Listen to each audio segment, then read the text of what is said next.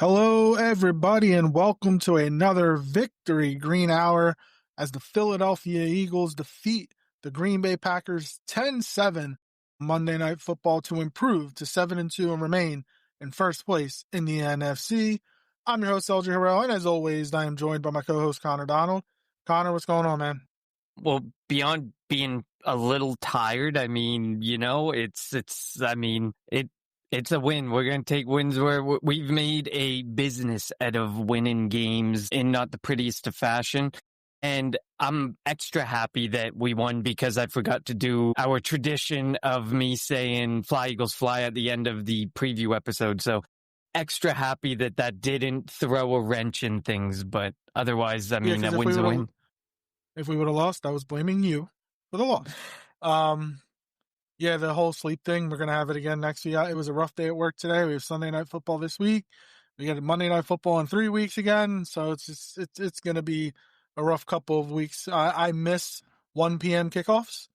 I get it. We're defending Super Bowl champs. We're a primetime team, so they want us, in the spotlight. We bring ratings.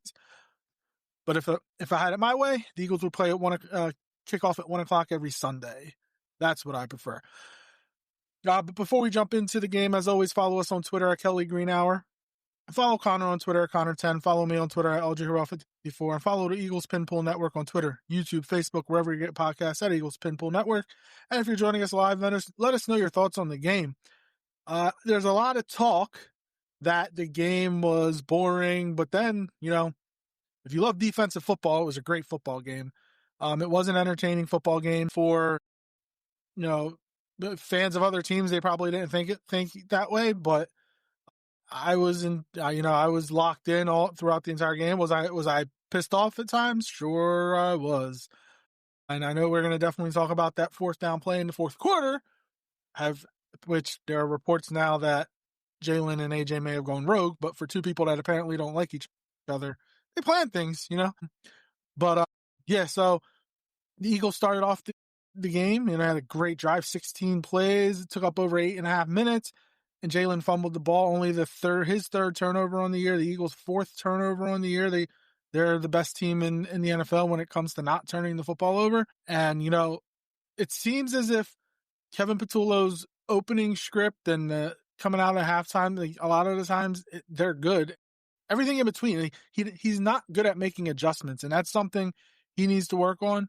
Sirianni needs to work on. Somebody needs to work on, because the Eagles have the highest percentage of 3 and outs in the league, and we saw it again yesterday. They went 3 and out a number of times, and if it wasn't for the defense, the Eagles lose that game. The Eagles' offense has to be much better if they want to beat teams, going into playoffs like Detroit, like St. Louis, like Los Angeles, like Seattle, maybe even Tampa Bay. You're going to face better offenses, and if you can't move the ball now. Green Bay is probably the best defense the Eagles are going to play the rest of the year. So that makes it, it's a two-way street there. They're going to play teams that don't have as good of a defense as Green Bay, so it could make things a little bit easier, in the run game, throwing the football. But they're still going to have to be able to put up points for team. Again, if you look at the 4 o'clock window on Sunday, 40 points for the Rams, 40 points plus for Seattle, 40 plus points for, I forget who the other team was, but people are putting up 40 points, and the Eagles won, scoring 10, which is awesome. Obviously, like you said, a win is a win, and we're going to take it. And the Eagles are the type of team that they can win in any type of football game. It can be a defensive battle. They can come away with a win. If they need to go out there and, score multiple touchdowns in the fourth quarter like they did against the Rams a month ago, they can do that as well. But the one word that I'm searching for when it comes to the Philadelphia Eagles, consistency on the offensive side of the football. And right now they don't have that. And that's something they're going to have to do going forward, especially heading into the playoffs.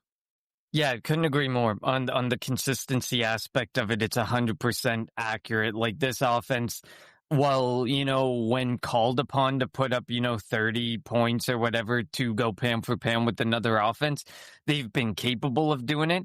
But this is an offense that should do it on a consistent basis. This is an offense that we should see putting up at least 21, 24 points every single game. Like you said, granted, the Green Bay Packers have an extremely good defense. lucky for us, our defense is very good as well, and their offense is just as inconsistent as our offense. So it kind of benefited us that we ended up in a battle with a team that is probably more like us than we would like to admit to. So, I mean, we had the benefit this week, but I mean, you want to get that consistency where you're putting up 24 points, you're putting up 30 points. You don't have to sit there and sweat out a 10-7 game that could have really went either direction at any point in time. We've made a job of winning ugly games, but we need to find a way to be consistent and win some games just pretty, just try and win some games that we should be winning and that we should be easily getting the W in. And I mean, for the rest of the way, obviously things are not going to necessarily be the easiest for us because we do know that we did a gauntlet at the start of the season. We have a little bit of like a mini gauntlet going on right now. We got, Detroit coming up. We got the Commanders coming up and they could be healthier at the top when the time comes. But I mean, I agree with you. Consistency needs to start becoming something. And I feel like, Kevin Patullo has seen what works and seems to have figured out some aspects of this offense that work, but he needs to try his best to stick to it, try and find a way to make it a consistent thing and help this defense out, because you can't consistently lean into this defense and hope that, eventually they can bend and not break, but at times they're going to bend and they're going to break despite how good they are. Any defense is going to do that. So we need to be able to support the defense and we need to be able to step up and support that defense. I disagree with the Kevin Patullo point. Before I get to that, I will say, like, the Eagles went into Arrowhead and won. They went into Tampa and won. They went into Green Bay and won. They beat the Rams in Philly. It doesn't matter how they win. And Jalen says this all the time. Each game is going to look different. It doesn't matter how they win games. They're just going to win games. And that's what they do. They have the best record over the last couple of years, obviously, defending Super Bowl champs. So they however they need to win, however many points they need to score, all they need to do is score one more point than the other team and they win games.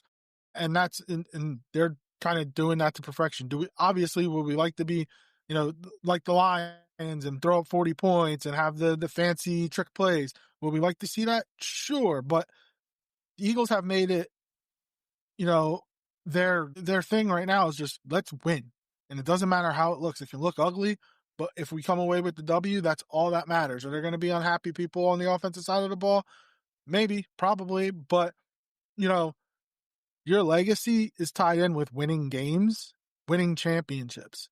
And right now, that's what they're doing. When the Eagles go out there, it's better than 75% chance that they're going to win the game. And that's exactly what they've been doing over the last, year and last year and a half.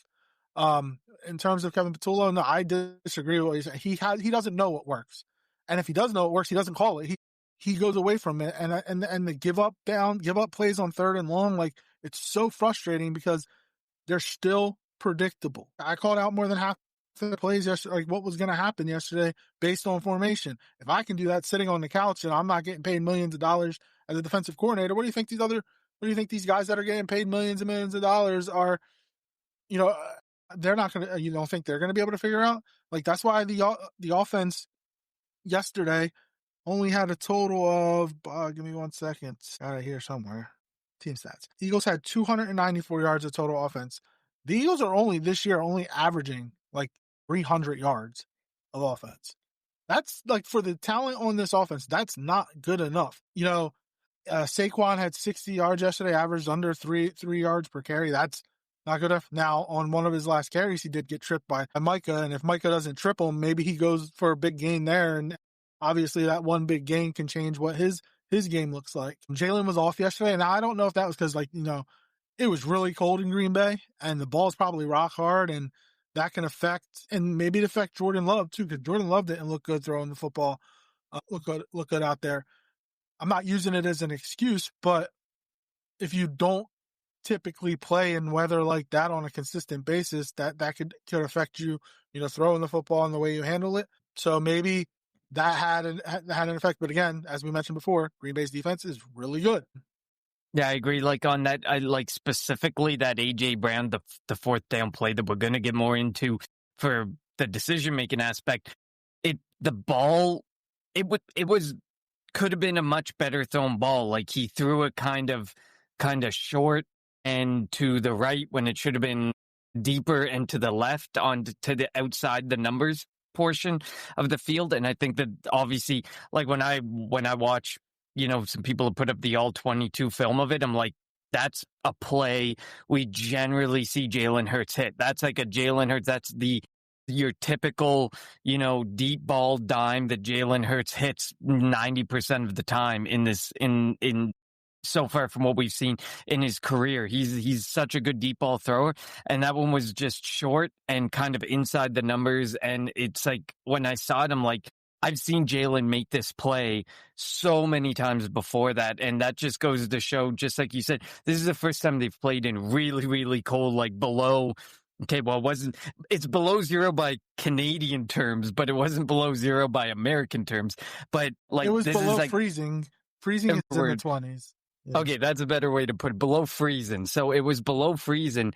And it's the first time that the Eagles have been put in that climate so far. And obviously, we're going to be put to the test in that situation a little bit more now that we're getting into winter. But that first time doing it probably is pretty end off of the bye, not trying to make excuses. But both of those situations can kind of play a bit of a factor into it. But I completely agree that Jalen just didn't look right. And that, like, thinking back to that ball specifically, there were plays we've seen Jalen make a number of times, like fumbling the ball too. Like those are just not Jalen Hurts things to do over the last couple years. The deep ball and the fumble usually are not. Usually he's spot on with the deep ball, and he never fumbles or rarely fumbles. And he also missed Grant Calcaterra. I think it was in the fourth quarter. Like if he hits him there, that's a touchdown. That improves his numbers. So he was just off yesterday. It happens, and we anticipate that he'll be better going forward. Which, I mean, he was really good. He was good against Minnesota, really good against the Giants. The Eagles are 5-0 after the bye, but like my issue was you had 15 days to prepare for this game, and that was the game plan that you came up with. And it felt like they were being really, really conservative. Like they just, and Eagles do this typically. Like if they don't turn the ball over, they're going to win the game because that's kind of how they've been playing over the last year and a half. And normally that works, and it worked again. Like they had less turnovers. They won the turnover battle yesterday. They turned it over once, and Green Bay turned it over twice, 2 fumbles, and they came away with a win. Like usually, if you win the turnover battle, you're going to win the game more times than you lose the game.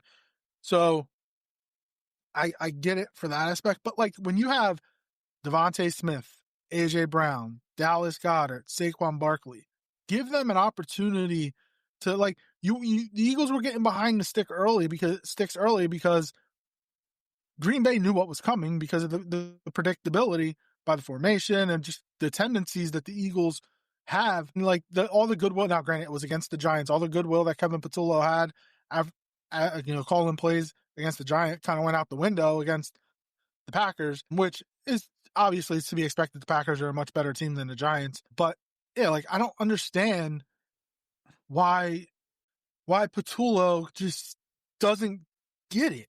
And like, where was the slant patterns to the slant routes to AJ? Now, it was because like after the game, AJ kind of was like, "Yeah, I was pretty much the decoy today." Like he didn't complain, and that's good. And again, I have no issues if there was a time for AJ to complain. I'm on AJ's side with it, especially with the way the offense is run. Like I wouldn't have been mad at him if he complained yesterday because it was a terrible game plan yesterday. It was awful. The route combinations again suck.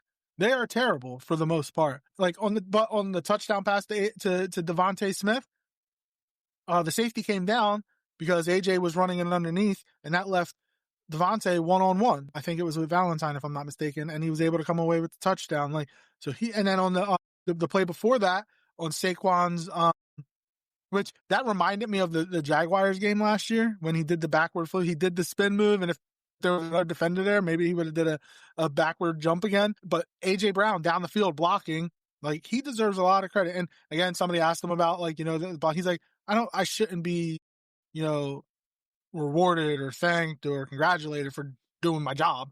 And something tells me though, I want to say this, as cool as he was, I kind of wonder and I don't know your thoughts on this. If there's kind of like a I don't want to say a handshake agreement, but Howie had a discussion with him, and they were like, "Look, let's win another championship this year, and we got you in the offseason." Now, now by "we got you," that could mean anything. It could be a contract, it could be a trade, it could be whatever. But I wonder if that like maybe that's why AJ was really cool. Or he's hurting. Like he's had the hamstring issue. Like maybe he's not 100%, and he understands that, and he gets why he kind of was used as a decoy yesterday. Yeah, it's always hard to read the room when it comes to AJ Brown and the relationship with the team. I will never say that he's at a point where he's disgruntled, like we've seen genuine disgruntled wide receivers and players with teams in the past. He's in a very tough media market that takes things and runs with it. And is some of the stuff that he's done good for the team?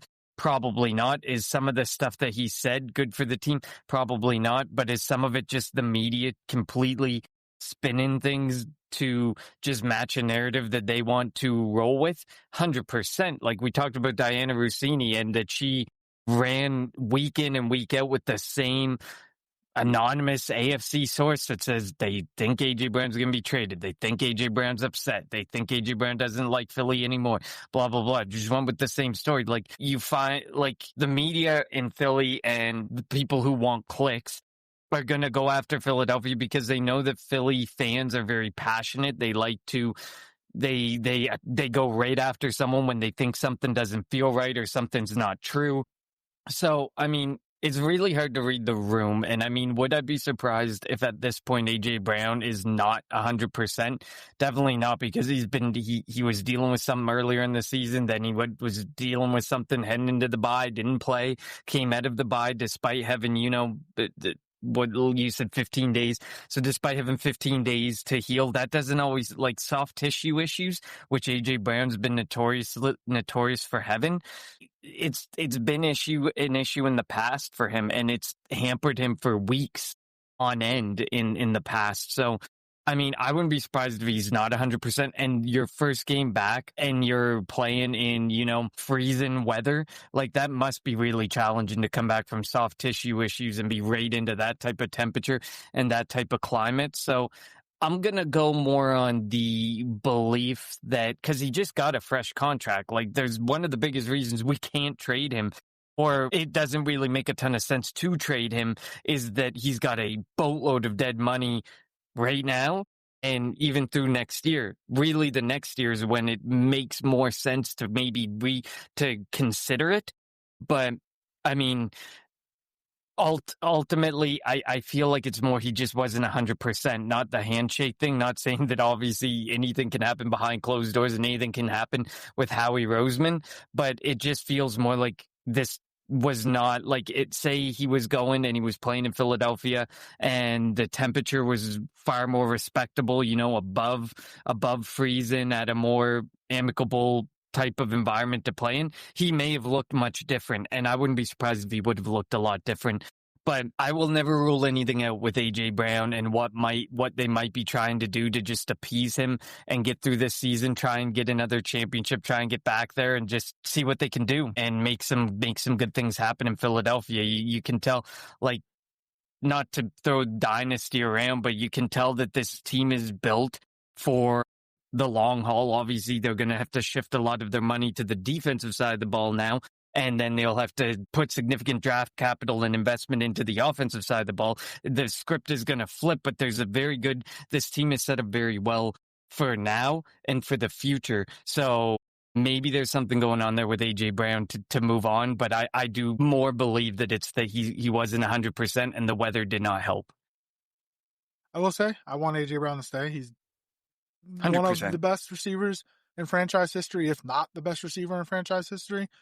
So I do hope that they do figure it out. He gets healthy and they figure it out on the offensive side of the ball, getting him the ball and getting him back. And remember that streak of 5 games in a row or whatever, it was 125 plus yards receiving. Like we know what he's capable of doing. But Devontae Smith is also really good, and it helps like when one can be a decoy. If Devontae keeps putting up the numbers that he's been putting up, maybe that'll pull a safety to his side, and AJ will be left open. Again, they are going to be going up against defenses that aren't as good as Green Bay, in the upcoming weeks and the rest of the season. I do want to talk about the defense. And to speak of, before we move there, to speak on Devontae Smith, like his catch radius and hands have got to be bar none the best in the NFL right now. Like, I mean, you could argue Mike Evans at one point or another obviously was amazing for it, but like the things that Devontae Smith is able to do and has been doing and the plays that he's been making, especially this year, there's only a handful of players that are going to be able to tell me that their quarterback can trust to put the ball where Jalen can put it for Devontae, and a play happens 90% of the time. It's truly special, the connection that they have, and Devontae Smith's capabilities in general. I mean, and people were questioning how he's going to perform in the NFL because of his slender size, and he has not, the Slim Reaper has not let that affect his play. Jumping over to the defensive side of the ball, Jalen Phillips' debut in an Eagles uniform couldn't have gone any better. I mean, he could have had a sack or two, but he had a forced fumble, a fumble recovery, played the run really tough. The Eagles' defensive line, or edge position, which was considered a weakness, was looked at as a weakness, is now a strength with Phillips, Nolan Smith back, BG got 10 snaps. Jalix Hunt, it seems to be following the script he had last year when he started to pick it up in the second half of the year. He's had a sack each in the last a couple of games. He looks good. Jalen Carter had his best game of the season yesterday. Now I know he's not an edge, but still, if Jalen Carter can get back to the form he was last year, look out, because that makes the entire defensive line that much better. Nakobe Dean, the Eagles have to find a way to resign him.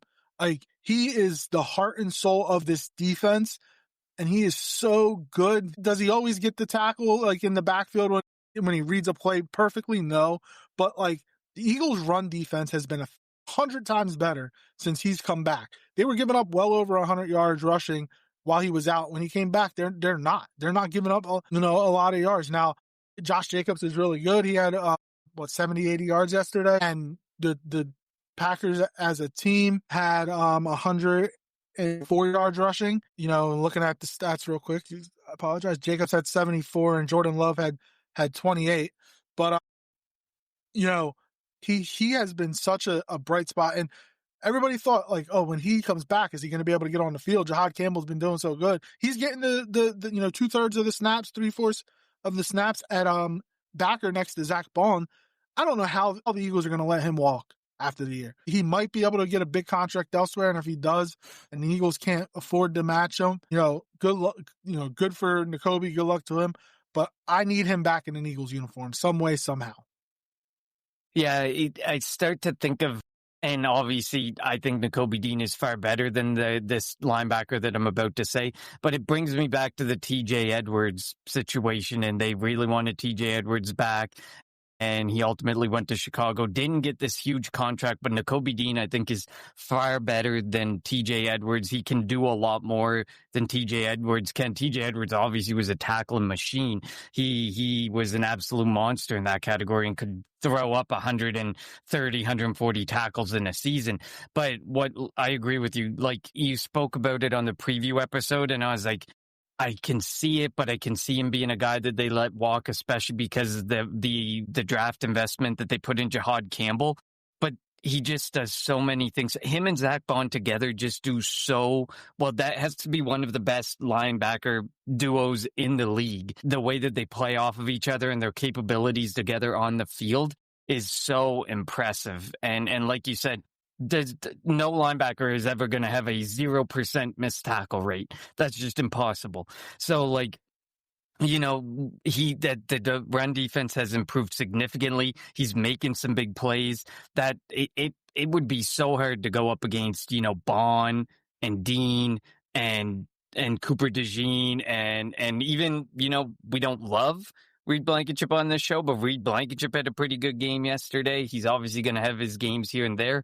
But, I mean, I thought, like, the defense looked elite. Like, they looked all together. They looked like, Jalen Phillips was such an edge was such a necessary piece to put into the fold to take some pressure off of other guys who may have been feeling that they needed to do more to compensate. Like Jalen Hunt, obviously Jalen Hunt is good. We love Jalen Hunt, but we I won't speak for you, but I still think that there's room to develop and continue to improve. And he was just being thrust into this starting role. It felt like there was a lack of veteran leadership. And now that veteran leadership and that presence is back in Brandon Graham and Jalen Phillips and the energy that he brought to that game. This defense looked even better. And it already looked so stellar leading up to this with just, the main question mark being, can we address the edge position? Even with Nolan Smith coming back, it wasn't guarantee that he was going to be the difference maker. But now you kind of see Smith had a good game. Phillips had a good game. Dean had a really good game. Moro Jomo, he called out what they were running. Like Josh Jacobs even talked about it on after the game on the fourth down play. They knew what we were doing, and I had to pivot to the other side, and the blocking wasn't meant to match. So, obviously his mindset was, I got to go the other way, but the blocking wasn't going to match. So he just had to hope something opened up. But Jomo was screaming it out. They knew that they had that play caught prior to. And it's crazy to think that you can move on from a guy like Milton Williams and have a guy behind him that I would argue Jomo was better than Williams' year last year when Williams ended up garnering that massive contract that he got. I was going to say, he was projected to fill that Milton Williams spot, and it started a little slow early. And look, is this defense going to be as good as last year's number one defense? Probably not. But I think for the rest of the year, this Eagles defense has a chance to. I mean, they're going to be going up against some good offenses, obviously. You're going up against Detroit, Dallas, Chicago, the Chargers, the Bills, and Washington. You're going to be going up against some really, really good offenses. So are you going to give up points? You're going to give up yards? Yes. But if they can truly be like a bend but don't break defense and not give up many points, again, the Eagles offense is good enough that they if the defense is going to give up 14, they can score 17. The defense is going to give up 21, they can score 24. And as I mentioned before, Jalen always says, the offense is going to look different every week, and we will, again, I mentioned that the consistency word on the offensive side of the ball. We want them to be more consistent, but it doesn't matter to me because they can win 3-0. They can win 31-30. It doesn't, as long as they get the W. You were talking about how the Eagles want to find a way to keep Jihad on the field, obviously, because of the investment. You know how they can do that? Go to a 4-3, play all three linebackers. Imagine playing Ball Dean and Jihad Campbell at linebacker all together. And you put Jalen Phillips, Nolan Smith, Jordan Davis, and Jalen Carter in front. Oh my God. Obviously they play a 3-4. That's what Fangio likes to run. But I don't know how much more you can play Campbell at edge. At least this year, he's not built for that, I don't think. He has trouble setting the edge on the run game, but you obviously want him on the field. He's that talented. And obviously, he started the first 4 or 5 games and played a lot, and now he's not playing as much because of Nakobe Dean and just what he brings to this defense. So, but if you want to try to find a way to get all of them on the field at the same time, change it up. You don't have to be a strict 3-4 defense. You can be a multiple defense. 4-3, 3-4, 4-2-5, whatever the Eagles want to do if they have enough defensive backs, which we're still iffy about. But yeah, just the way that the defense performed, and we talk about the front line again, 3 sacks, 2 forced fumbles, hit the quarterback 8 times. This was probably their best game as a defensive front, the front 4. And I mentioned Jalen Carter, his best game, 2 tip passes. The moves that he was putting on the defensive lineman or the offensive lineman for Green Bay, in big time situations. You mentioned Maro Ojomo calling out the play on the 4th and 1 at the end, towards the end of the game, which we thought was going to be the end of the game, but obviously was close to not being the end of the game. But yeah, it was outstanding. And it's good to see that we know that they have it in them going forward against offenses that are going to be better than Green Bay. Yeah, absolutely. I mean, it was a really impressive game defensively. I mean, I guess if you're if you're looking to nitpick, I mean, Cooper DeJean probably had one of his worst games of the year. He definitely had a less than stellar game. But the good thing is, everyone else, or a large majority of other defensive players, were able to pick up for any lack in somebody else's game. And that's the good thing. This defense is so deep. This defense is so strong that in the case that, somebody struggles, you hope that the rest can pick up and support where needed. And you definitely could see that was definitely happening in some instances. And then I don't really, I mean, it was a little weird, the Jair Alexander news and the fact that he wasn't flying with the team. And I don't know, I don't want to read too much into it, but I'm a little skeptical about what they're going to do with Alexander going forward. But obviously, I'm not going to put much stock into, Adoree Jackson played like 63 snaps. He had a pretty solid game, but it was a pretty solid game against an inconsistent offense with no real true wide receiver one. So obviously, when you're looking at him as a CB2 against a wide receiver two, he's really facing what would be some teams, third or fourth wide receiver on the depth chart. So, I mean, the good thing is he didn't get absolutely lit up throughout this game, but I'll be interested to see moving forward. I really think the guy that's going to get the chance, and he needs to be activated by Wednesday, is Ja'Cory Bennett. I don't know why he wasn't activated, why he didn't. Maybe it was the cold, and they were like, we're not going to risk it in this cold climate game. We'll bring you back in a game that, that makes more sense. But I mean, they only have till Wednesday, which is a weird day to have to activate somebody. So the decision has to be made, and I hope that there's not something more, there with Ja'Cory Bennett that's being hidden, because I think the Bennett deserves a chance, and he's under contract the next year. Adoree Jackson definitely shouldn't be back with the team next season. So it would be nice to see, do we have an answer or somewhat of an answer at CB2 in-house? Alexander probably won't be back next year. So do we have some sort of help in-house for next season? I know it's looking ahead a year, but obviously you want to take advantage of the opportunities that you have with some of these guys. So, I mean, it was a little weird. I mean, I don't like to see the Adoree Jackson, Keely Ringo show more than I need to. So hopefully Ja'Cory Bennett gets activated. There's nothing lingering that's there that's keeping him from coming back. And then whatever they decide to do with Jair Alexander, maybe he wasn't really brought in to be any type of answer at the CB2 position. Maybe he was brought in to be, more veteran presence, more of a guy to help a young DB room. Tough to tell, but obviously he wanted out of Baltimore because he wanted an opportunity, and I felt that he was going to get given somewhat of an opportunity here in Philadelphia. So it'll be interesting to see going forward after this game what they do at CB2. A lot of positive things came out of this, especially on the defensive side of the ball. And just like you said, we have a defense that can bend and in a lot of cases won't break. So there's hopefully those moments where, you have these ugly wins like this, and a win's a win, and you take them and you ride that defense for the strength that they are for you. But I mean, the hope clearly is that this offense figures it out, because once you reach the playoffs, you don't have a lot of 10-7 games in the playoffs. There's as strong as defenses can be, it ultimately ends up coming down to what offense can put more points up on the board, and you just don't see a lot of low scoring games in the playoffs. So hopefully this offense is able to figure it out. Defense wins championships. Now it will be 10-7, no, but 21-17 is still would be considered low scoring. So when you need a stop, that's where the defense wins championships comes in. In a league that favors the offense and wants points up on the board, this defense is one of the defenses that would be at the top of this in this league of who you would want out there to get those one or two stops that you need to keep it that one score game and to get that win.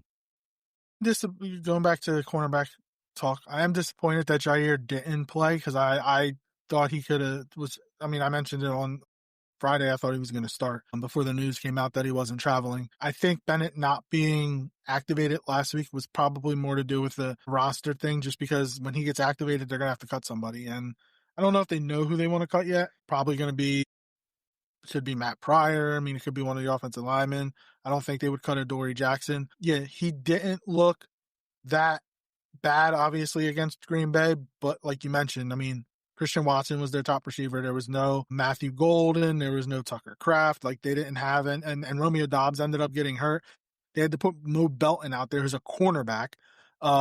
So that like this week, I mean, Amon-Ra St. Brown, Jameson Williams, like this is going to be a much better offense. Dallas next week, CeeDee Lamb and George Pickens, and then Roma Dunze and DJ Moore. Like it's going to be better. You would think better offenses, but again, I trust the Eagles defense, and it also helps when you have a true legit number one corner because Quinyon Mitchell is the truth. He is playing like this is only his second year, but like the way he plays out there and the way he maneuvers and kind of shields if he's maybe getting a little touchy, grabby with somebody. Like he is so good at that as the top corner, and like I'm looking forward to seeing him up against St. Brown and Williams, Jameson Williams, whoever he's going to cover against Detroit. Like I want to see him get tested and see how he responds, but he is really good. And we were looking for that shutdown number one corner for a long time. We traded for Slay, and as he started getting older, we were looking for somebody that could play opposite him and take over the reins, and they got that guy in Quinyon Mitchell. And I remember when we drafted him, I was like, maybe get Terrion Arnold, maybe get Kool-Aid McKinstry. I mean, Howie Roseman is smart, and Howie Roseman knew what he was looking for, and Quinyon Mitchell was the guy. And man, he is so good at what he does out there on the field. Yeah, and I mean, turn on the film go back in time to any of the truly elite shutdown cornerbacks of our time. There's hand fighting, there's grabbing, there's jockeying for position. It happens. I know there's so many people, so many other The rules were teams, also fans, different back then. much different. That I agree. But there's a lot of people who turn on the film and they're like, look at what Kenyon Mitchell's getting away with. But like, I mean, look at like a Sauce Gardner, look at Pat Surtain, look at any of those elite cornerbacks now.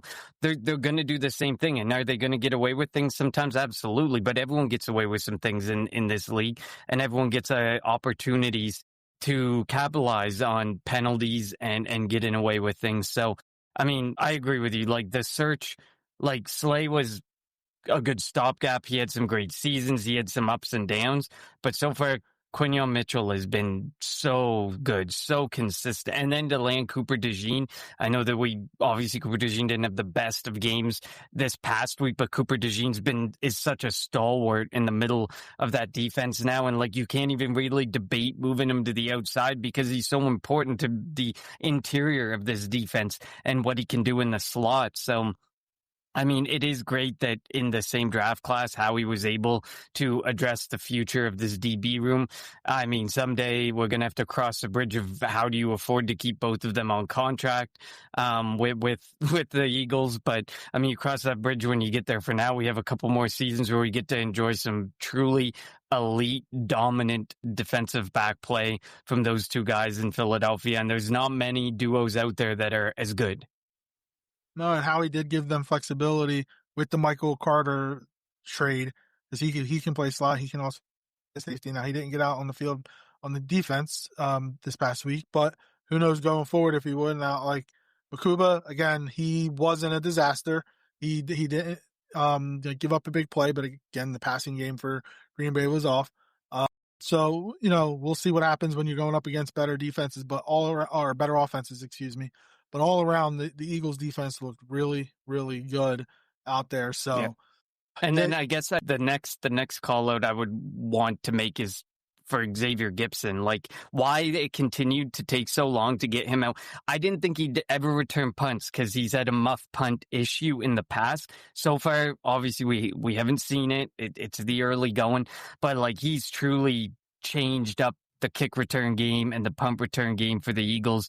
And obviously, he knows the rules because if you remember the punt that looked like Green Bay kept out of the end zone, but they didn't. As soon as the Green Bay player touches it, the Eagles or the receiving team can touch it, and even if they fumble it, get tackled in the end zone, whatever it is, the ball gets put back unless you're beyond that mark, gets put back where the defending or where the kicking team touches it. And there were a lot of people that were like, "Why? What are you doing?" And Green Bay felt it was a safety.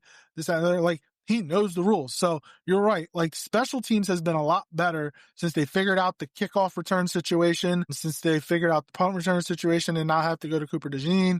And kickoffs isn't Dillon and Bigsby. They put Bigsby back at running back where he should have been in the first place and not returning kicks. So like they look a lot more sound. I remember like when we went back to go back to Sirianni's first year, we all wanted Michael Clay fired.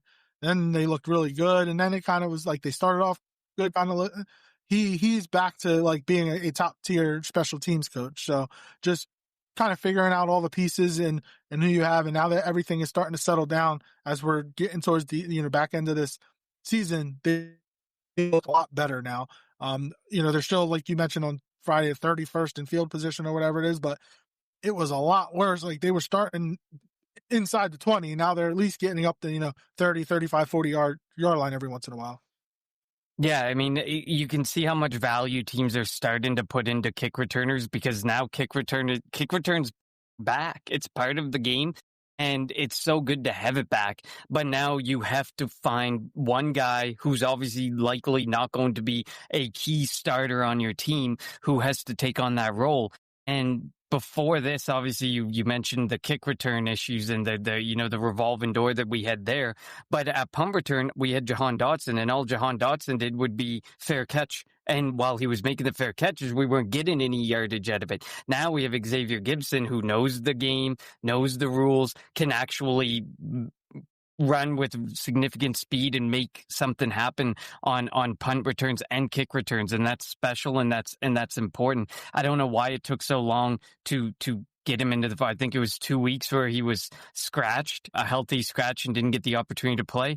Obviously the Eagles are probably kicking themselves in the butt for not doing it sooner. But I mean, it's finally, you had all these different moves made and Bigsby was brought in with kind of that intention in mind. And finally, you have an answer at the kick return position, hopefully for the future. And hopefully, his hands are stronger and he's got that punt return figured out and we're not going to see any fumbles or muff punts or limited ones at least. Yeah. And Michael Clay has done wonders and special teams has been so important in a number of games for the Philadelphia Eagles this year. And you see it more and more. Special teams has become so much more important around the league. They play and have a significant impact on the result almost every week. At least one or two games have the result, changed on some sort of special teams play. So go to the comment section. Doughboy says the Philadelphia Eagles offense needs to address its inconsistency by implementing more creative and varied play calling, improved offensive line execution, and Jalen Hurts more. Yeah, they're like, so on the play that he fumbled the ball, that was a great play call. The QB draw, he hit the first down. You got to give Edgerrin Cooper a lot of credit with the peanut helmet touch or punch to cause the fumble. But I did like that. They are very selective with his running right now. And I think that, but I do think as we hit the back stretch of the end of the season, they'll use them more, especially, I mean, they have the opportunity to get the number one seed and have the playoffs run through the link. You got to use every advantage possible, and he's a big advantage at the quarterback position. And it's a shame that Sirianni's not that good at calling plays because I still do not trust Kevin Patullo. He did not have I don't think he had a good game yesterday at all. Very conservative, very predictable. Giving up on a lot of plays, like, again, on the third and long, just do the draw and kick it. But like they didn't give the receivers a chance most of the time. Look at Detroit. They were scuffling and struggling for a couple of weeks. Dan Campbell took over play calling. They threw out 40 points on. Now it was Washington. Washington's not that good this year. But they got creative with some creative play calls. The Eagles haven't really done much, haven't had much creativity this year. So hopefully, I don't want to say they're saving it, which would be stupid if they are, but hopefully we do start seeing that, a little bit more in the year, a little bit more going forward this year. Yes. And we have mentioned how the offense is conservative, and it does have to change. In regards to A.J. Brown, the Eagles offense has to put A.J. Brown in the slot and move him around to get him involved with the offense. And then first, let me talk about that point. Yes. I do think, though, that, again, a lot of it could have to do with him not being 100%. And they did, move him around a little bit, but again, it could come down to the routes that he's running, and it can be terrible routes. If you remember the Minnesota game on that fourth down play call, the original route sucked, and then AJ and Jalen kind of had to play backyard ball. Jalen put it on go deep, touchdown. We have to look at the route combinations, the route trees, what routes he's running. Can't be the same routes over and over again. Can't be either a fly or a comeback or not. Like, need to run a variety. He can do that. He's such a strong, powerful receiver. That's why I would love to see more slants to him. Get him in the open field and he can break a tackle and take it. The second part of this, the Sirianni call on 4th and 6 was a bad call. Punt the ball. So I've seen things where apparently Sirianni, when after the play, after the Eagles snapped it, threw the ball deep, it was incomplete, he was looking like, why did he throw the ball? I'm wondering if that play, if it was even supposed to go that way. Were they just supposed to take the delay of game so they can punt it? Because there are reports that AJ and Jalen kind of went rogue and decided to, because that's one of the big plays. They did it multiple times last year. They did it against the Giants and the Browns last year.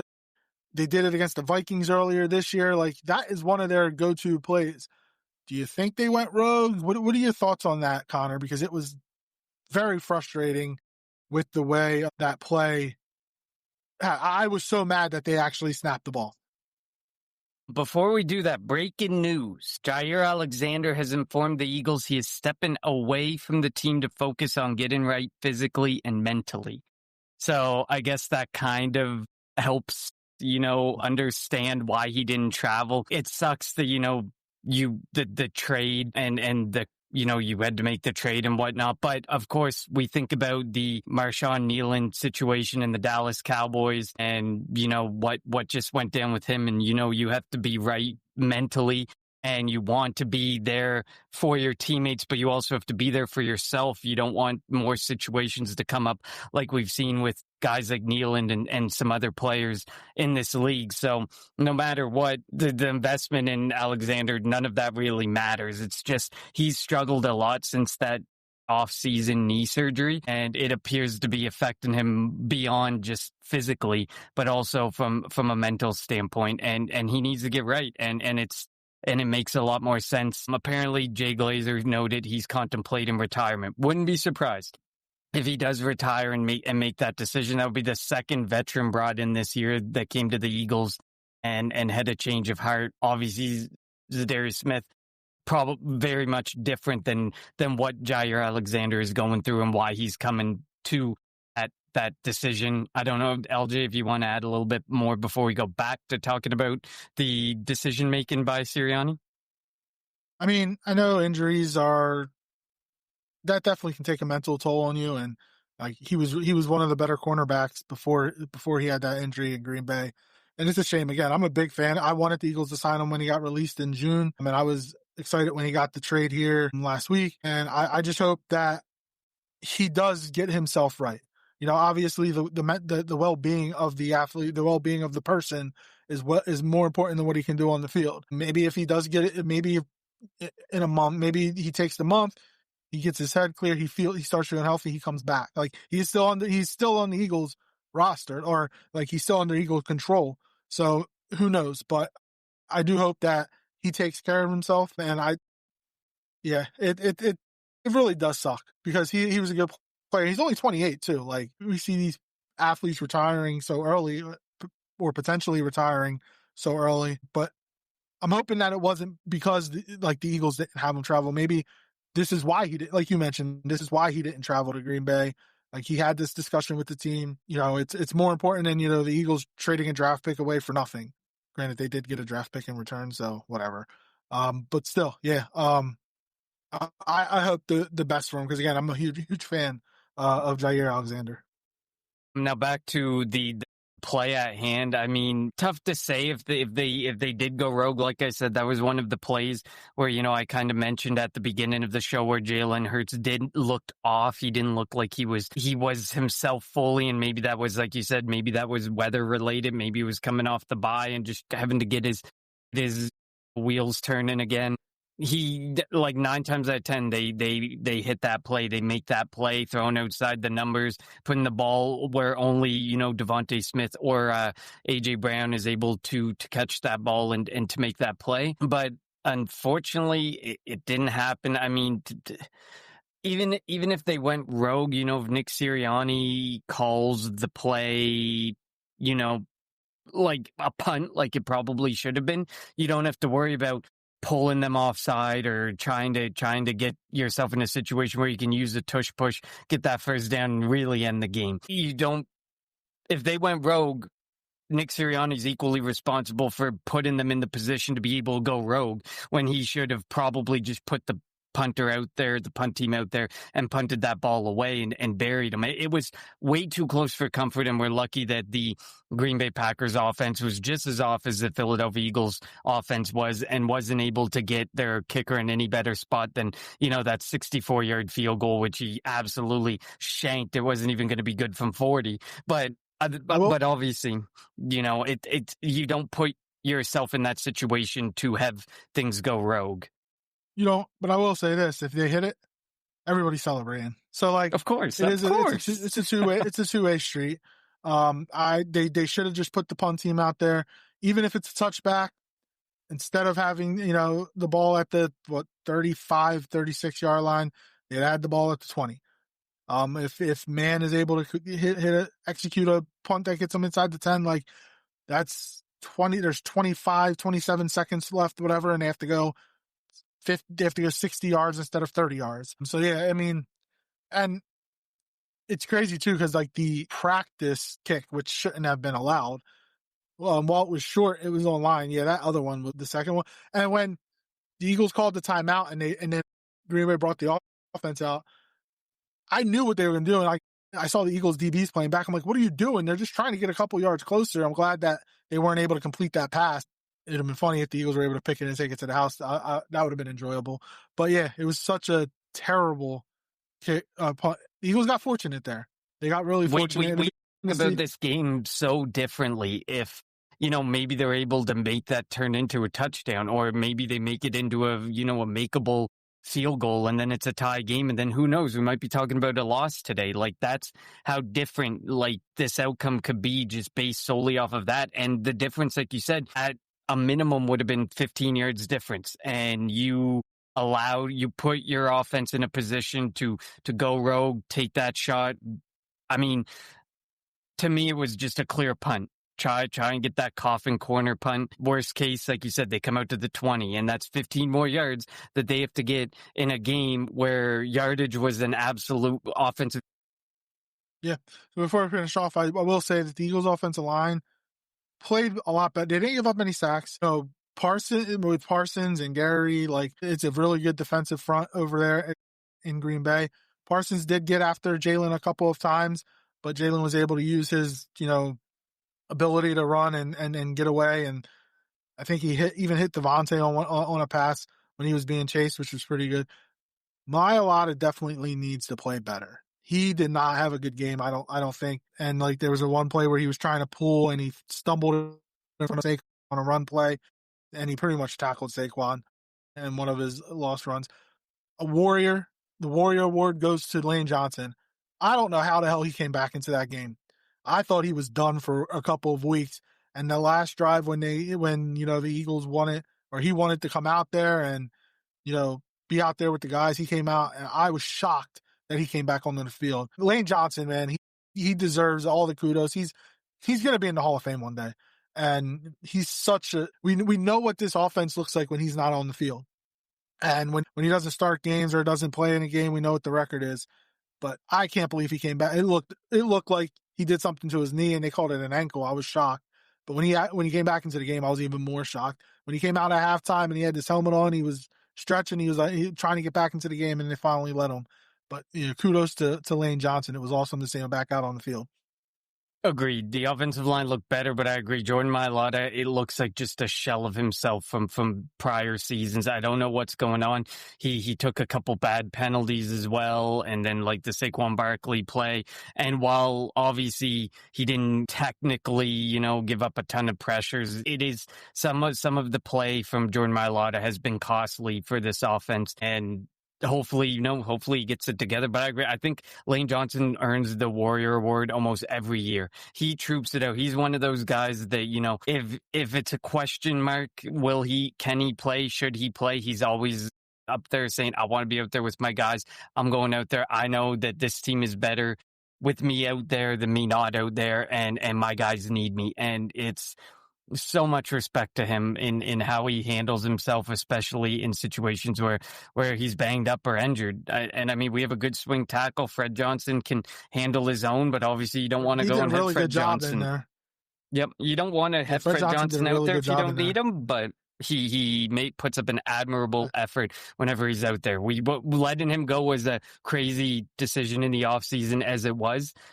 So lucky we got him back for a discount from the Jags, who I don't even know why they would give up a swing tackle for that cheap either. But I mean, that's our reward. When the Eagles go to that 6-man front, when they go to the 6 offensive linemen and him being the 6th one, they found something there.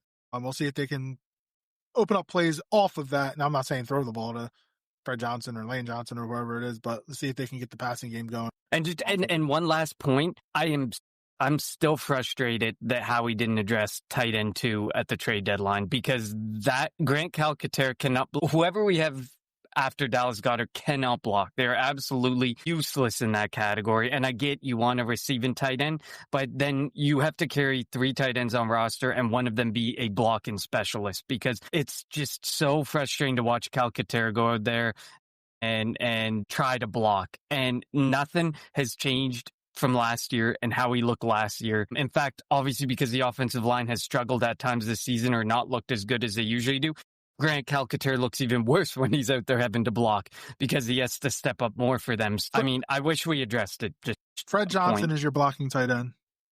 Essentially. Like, I would like to see Cam Latu out there more, because, I mean, he had that pump block earlier in the season in the game there, and like he's a blocker. He can block.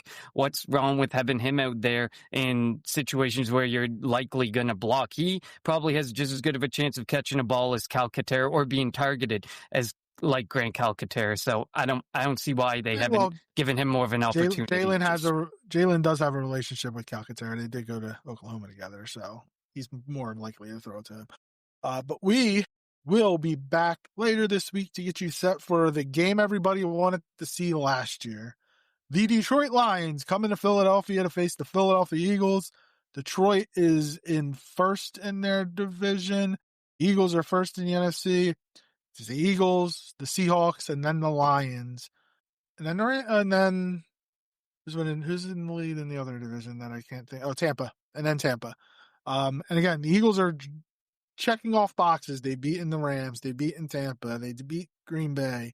They get the Lions this week. Another battle of top NFC teams and a top-heavy NFC. Thank you all for tuning into the Kelly Green Hour. As always, follow us on Twitter at Kelly Green Hour. Follow Connor on Twitter at Connor10. Follow me on Twitter at LJ54. And follow the Eagles Pinpool Network on Twitter, YouTube, Facebook, and wherever you get podcasts at Eagles Pinpool Network. We'll see you later this week to get you ready for the Philadelphia Eagles and the Detroit Lions on Sunday Night Football. For Connor, I'm LJ. Thank you for tuning into the Kelly Green Hour.